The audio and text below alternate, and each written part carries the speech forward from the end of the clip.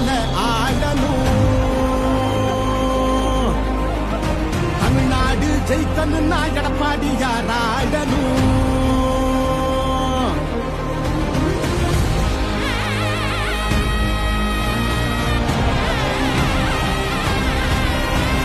புரட்சி தலைவர் வழி எங்க எடப்பாடியார், சிரிச்சு பேசுகிற தலைவனு வேறையார். புரட்சி தலைவர் வழி எங்க எடப்பாடியார், சிரிச்சு பேசுகிற தலைவனு வேறையார்.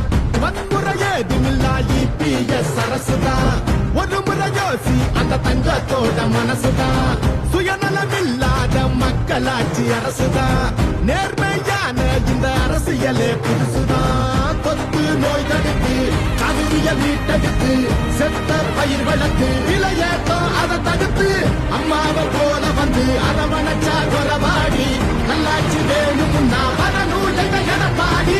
ஏழைகள் சிரிக்கணும்னா ரெட்டையல ஆடணும், தமிழ்நாடு ஜெயிக்கணும்னா எடப்பாடியார் ஆடணும்.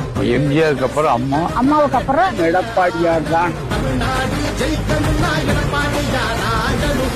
விவசாயி வாழ அந்த குடிமராமத்து எங்க எடப்பாடி போல இங்க கிடைக்குமா சொத்து. பொதுவா திங்கிறாங்க ஊரையே விட்டு, எங்க மனம் ஒரு சிங்கம் நேர்மையின் விட்டு.